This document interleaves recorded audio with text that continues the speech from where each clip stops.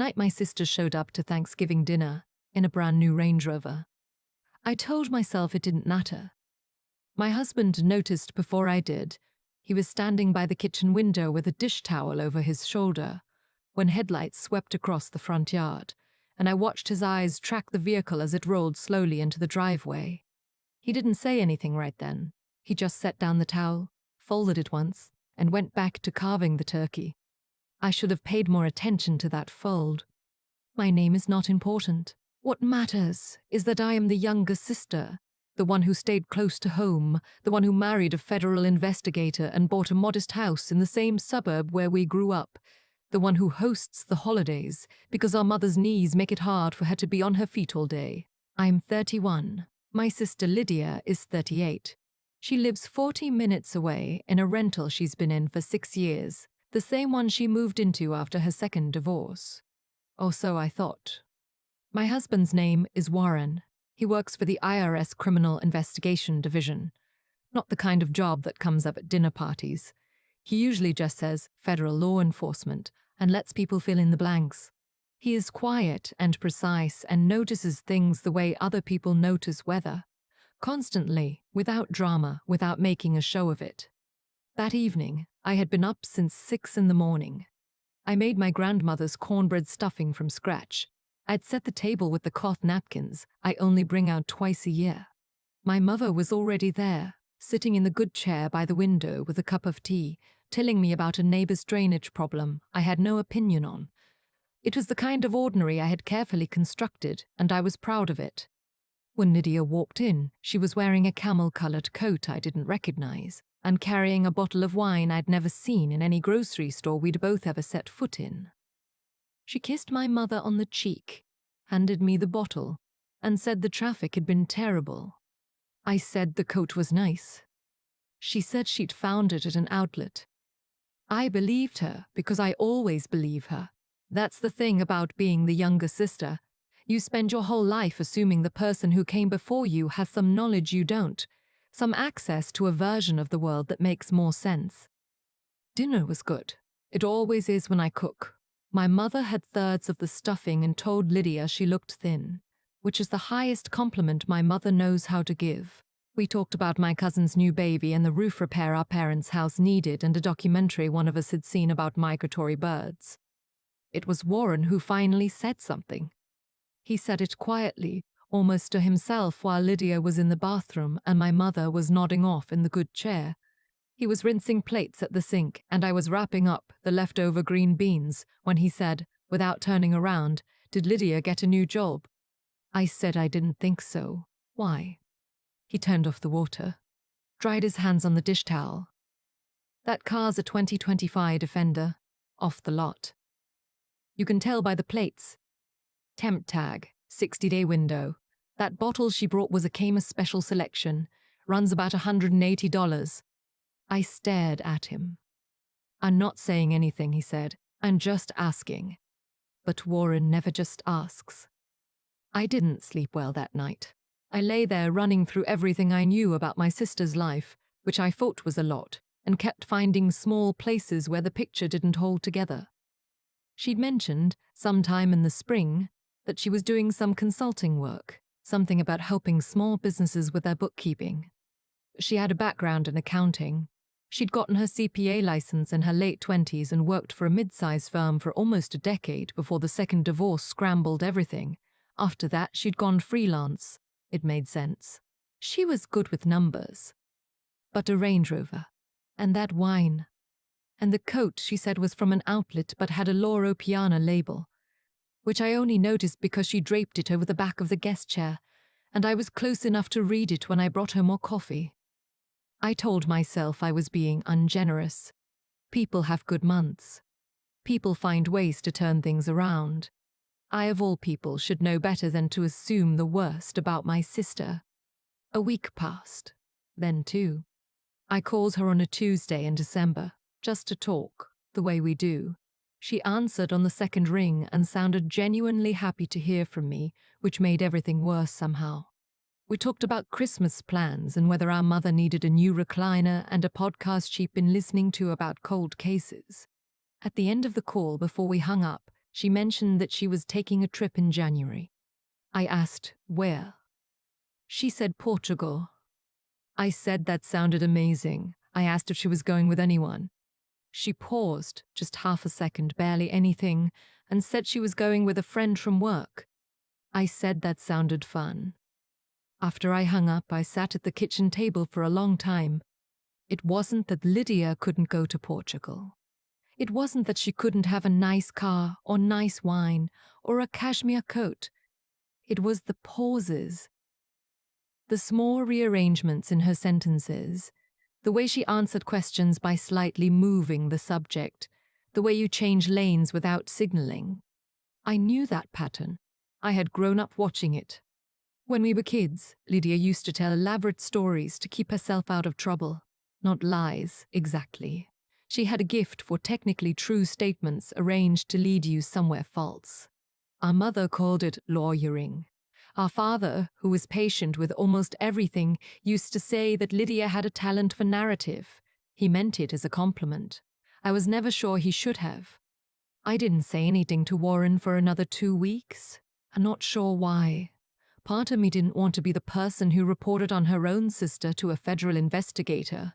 Part of me thought I was wrong, that I was reading suspicion into nothing, that I was doing to Lydia what people had always done to me, when I was going through something hard and didn't want to explain it. But then I found the envelope. Lydia had left her bag on our guest bed at Thanksgiving. She'd gone in to check her phone at some point and left it on the comforter for a few minutes. I wasn't snooping. I genuinely was not. I went in to put fresh towels in the bathroom, and the bag had slipped sideways off the bed and some of the contents had spilled onto the floor. A lip balm. A receipt. A small folded envelope. I picked everything up and put it back, but the receipt, I saw the total before I folded it. $3,400, a hotel in Charleston, 2 nights earlier that fall. I knew she hadn't mentioned any trip to Charleston. I thought about it for 2 weeks before I told Warren. When I did, I sat down at the kitchen table and just said it all at once. The car, the wine, the coat, the Portugal trip, the receipt, all of it. He listened without interrupting.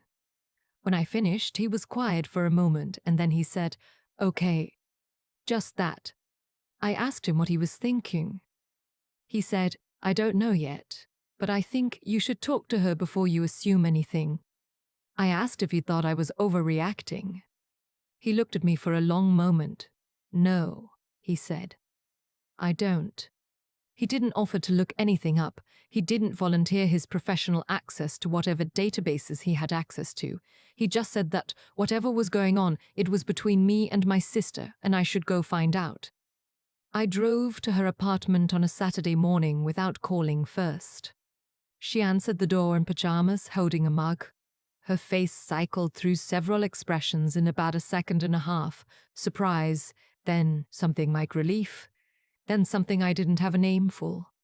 I said I was in the neighborhood. She said, "Sure, come in." Her apartment looked different. Not redecorated, she hadn't changed the furniture, but there were new things. A throw blanket I recognized as a brand that sold at Nordstrom. A small piece of artwork above the couch that hadn't been there before. Abstract and framed, the kind of thing that costs more than it looks like it should. We sat at her kitchen table with coffee and she asked how Warren was, how the house was, whether we'd decided on Christmas plans. She was doing the thing she always does when she's nervous, which is talk about logistics. My sister has always used schedules like armor. I waited until there was a pause. Then I asked her about Charleston. The mug stopped halfway to her mouth. I told her I'd seen the receipt. I told her it was an accident, that I wasn't going through her things, but that I'd seen it and I hadn't been able to stop thinking about it. I told her I wasn't angry. I just wanted to understand. She set the mug down. For a moment I thought she was going to lawyer it to rearrange the facts into something that technically added up. I watched her face do the calculation. And then something shifted. She looked at the table and then she looked at me. And she said, "How much do you want to know?" I said all of it. She told me about a client she'd taken on 2 years ago, a small chain of restaurants, 3 locations in the metro area, family-owned, the kind of business that's held together by loyalty and long hours. She'd been brought in to clean up their books, figure out why the numbers weren't matching, help them prepare for a potential sale. What she found, she said, was a mess. The owner's son had been skimming, small amounts at first, then larger ones, systematically over about 4 years.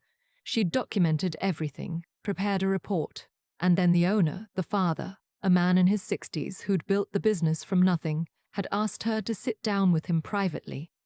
He'd asked her to make it go away. Not to cover it up, he said, just to restructure the records so that when the sale went through, the liability was contained. He said his son had a family. He said he'd handle it privately. He said he would make sure she was compensated for the additional work. She said no. She said she told him she couldn't do that it wasn't legal, that she was a licensed CPA and what he was asking her to do could cost her her license and expose them both to serious liability. He said he understood.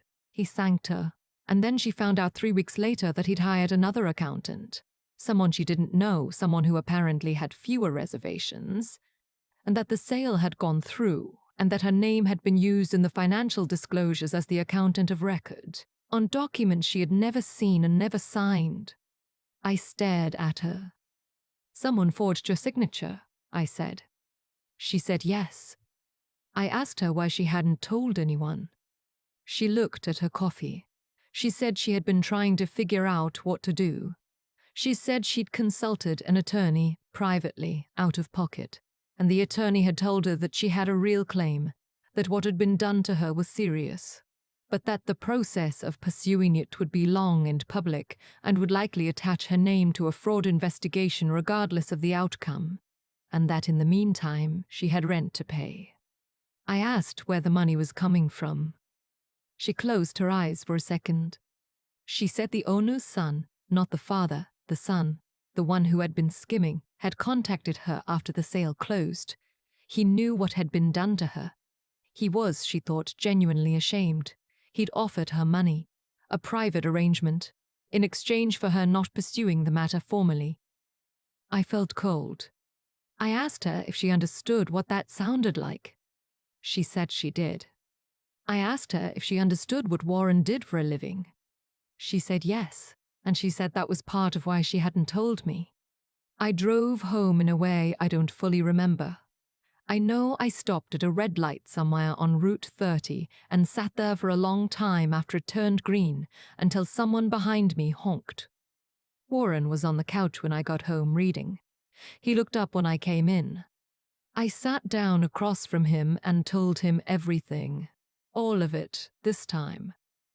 What Lydia had told me, what had been done to her, what she had accepted, what she was afraid of. I talked for maybe 20 minutes without stopping. When I finished, he was quiet for a while.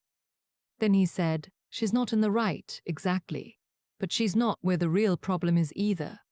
I asked him what that meant. He said that what the owner and his son had done, the forgery, the hush payment, those were the serious issues. That Lydia had made a bad choice, but she'd made it from a corner she'd been pushed into. He said the attorney's advice wasn't wrong either. These things are rarely clean. I asked him what she should do. He said, she needs to talk to someone who can actually help her, not a general practice attorney, someone who handles white collar specifically, and she needs to stop taking the money. I asked if she was in danger. He thought about it. Not the way you mean.